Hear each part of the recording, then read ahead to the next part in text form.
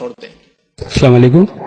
یہ اللہ تعالیٰ نے انسان کو کھانے کا تو کسی بھی طرح انتظام کر دیتا، تو پھر انسان اتنا رزق کے بارے میں سوچتا کیوں؟ کیا انسان کی کمزوری ہے یا پھر ایمان کی کمزوری ہے؟ بھائی نے ایک اچھا سوال کیا کہ اللہ تعالیٰ نے تو رزق انسان کا لکھ دیا، اتنی ساری سہولتیں دے دی، پھر انسان رزق کے لیے اتنا سب کیوں کر رہا ہے؟ یہ رشوت اور یہ غلط اور حرام، یہ ایمانی کمزوری ہے یا انسانی فطرت کی بہرحال یہ کمزوری؟ اس کے پیچھے کیا معاملہ ہے؟ دیکھیے، اللہ تعالیٰ نے رزق کتنا کمائیں گا وہ لکھ دیا ہے۔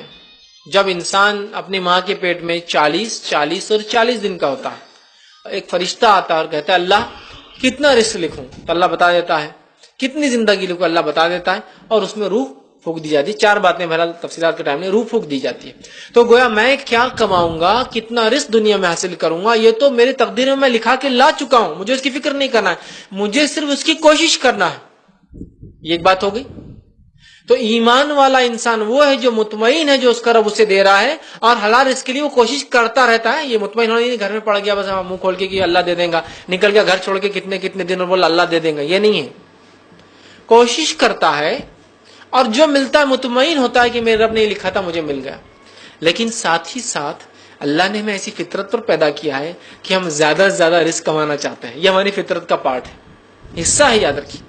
یہ اللہ نے ہمارے اس کا، جیسے اللہ رب العزت نے قرآن میں اس کے تعلق سے بیان کیا کہ اللہ نے کچھ چیزوں کی محبتیں ہمارے دل میں ڈال دی گئی ہے، جیسے کہ حب الشہوات من النساء، عورتوں کی محبت، شادیاں کرنے کی، بیوی ہونا اس کو، والخناتیر، اور جو ہے خزائن مطلب مال و دولت کی، اور اچھے اچھے گھوڑوں کی، اور سونے کی، اور چاندی کی، یہ فطرت میں ہمارے پارٹ آف آور نیچر ہے۔ تو یہ ہے، یہ پارٹ آف نیچر کیوں ہمارا کہ ہم زیادہ رزق کمانا چاہتے ہیں؟ یہ آزمائش ہے اللہ کی طرف سے۔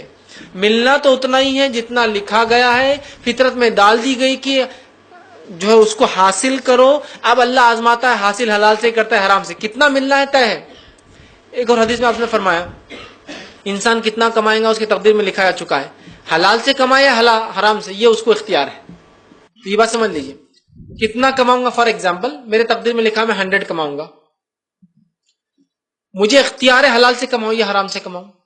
میری فطرت میں ڈال دیا گیا کہ میں زیادہ کمانے کی کوشش کروں، لیکن ایٹ دا اینڈ ایمان والا کہتا ہے کہ ملنا اتنا ہی ہے جتنا ہے، 100 کا 100 ہی ملے گا، کوشش کرنا میرا کام ہے، میں کرتے رہوں گا۔ لیکن ایمان والا حرام کی طرف نہیں جائے گا، اس کی ایمانی طاقت اس کو اپنے پیسے کو روکے رکھنے سے منع کریں گی، خرچ کرنے پہ آمادہ کریں گی، بچوں پر، بیوی پر، رشتہ داروں پر، مسکین پر، مسافروں پر، مانگنے والوں پر، غریبوں پر، محتاجوں پر، سمجھ رہے آپ؟ تو یہ ہے، تو مال کو کمانا، اس کی چاہت ہونا، یہ فطرت کا حصہ ہے۔ ایمان والا اس پر اطمینان کر لے کہ کتنا اس کو ملنے والا ہے وہ لکھا جا چکا ہے۔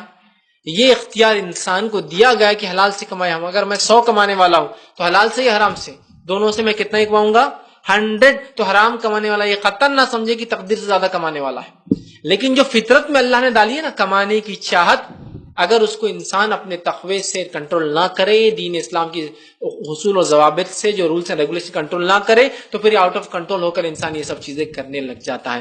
علی بن ابی طالب رضی اللہ عنہ کا ایک واقعہ ہے، ایک مرتبہ آئے، اپنے گھوڑے کو باہر کھڑے کرنا چاہا مسجد کے باہر گھوڑوں کی جو باندھنے کی جگہ تھی وہ کمپلیٹ ہو چکی تھی، مطلب اس زمانے میں گاڑیوں کی سے آج پارکنگ، گھوڑوں کی پارکنگ ہوتی تھی، لوگ کھڑے ہوتے تھے جو گھوڑے سنبھالتے تھے، آپ گئے گھوڑے والے آدمی کے پاس، کہا میرا گھوڑا سنبھالو، نماز سے آواز اس کو کچھ دیں گے، نماز پڑھ کے تو گھوڑا تو جگہ پہ کھڑا ہوا، اس کی زین غائب، سیٹ جو رہتی غائب، سمجھ گئے کہ چرا کر بھاگ گیا۔ وہاں سے نکلے، دکان پہ گئے، پیسہ دے کے کہا کہ زین چاہیے، زین تھی 2 درہم کی۔ جب زین لینے لگے تو سامنے دیکھا کہ ایک زین لٹکی انہی کی، تو کہا یہ زین مجھے دو، یہ تو میری ہے۔ کہا کس نے لاگی تھی؟ تو کہا ایک انسان آیا تھا اور 2 درہم میں بیچ کر گیا۔ انہوں نے کتنا دینے کی نیت کی تھی نکلنے کے بعد؟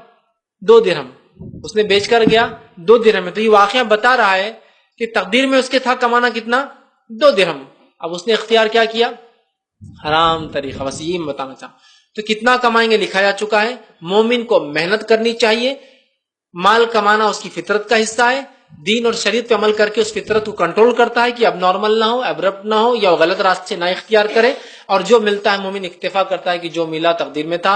جو ایمان والا نہیں ہوتا اس کو یہ ہوتا ہے کہ یہ جو فطری چیز ہے مال کمانے کی خواہش، وہ حد سے زیادہ بڑھ جاتی ہے، انکنٹرول ہو جاتی ہے، جس سے جلن، حسد، دوسری بیماریاں پال لیتا ہے کہ میں نے اتنا کر کے یہ نہیں ملا، اس نے میرا آگے چلے گا، اس نے فلاں ہو گیا، بہت ساری برائیاں ہوتی ہیں، اور جو کچھ ملتا ہے اس کے بعد بھی وہ کنٹینٹ نہیں ہوتا، پریشان ہوتا رہے میرے کو کمش ملا، میرے کو کمش ملا۔ لہٰذا مال کمانا فطرت ہے، چاہت ہونا فطری چیز ہے، چاہت کو شریعت کے دائرے میں رکھے، اور جتنا ملا آخر میں طے سوچ لیں کہ اللہ نے اتنا ہی دینا تھا اور یہی میرا رزق کا حصہ تھا، اور میرا رزق وہ چیز ہے جو مجھے ڈھونڈتا ہوا آتا ہے، مجھے اس کو ڈھونڈنے کی ضرورت نہیں، کوشش کرنا ہے، لیکن میرا رزق لکھا ہوا ہے، وہ مجھے ڈھونڈتے ہوئے آئے گا میرے پاس. یہ عقیدہ رکھ لے تو انشاءاللہ جیسے صحابہ جیسا ایک معاشرہ بن جائے گا جس میں لوگ حرام پہ نہیں حلال پہ نظر رکھتے ہیں اور اسی کو کمانے کی کوشش کرتے ہیں. اور اللہ نے ان کو حلال میں اتنا آگے بڑھایا کہ میں سمجھتا ہوں دنیا قیامت تک ویسی مال و دولت بھی نہیں دیکھیں گے جو انہوں نے ریئل سینس میں جو ویلیو ہوتا ہے نا، حقیقی مال و دولت تھی. یہ نوٹیں اور الیکٹرانک منی نہیں تھا جو کبھی بھی غائب ہو جاتا، حقیقی پیسہ تھا ان کے پاس، اس لیے کہ اللہ نے دیا تو لہٰذا ہم بھی ویسے ہو جائیں.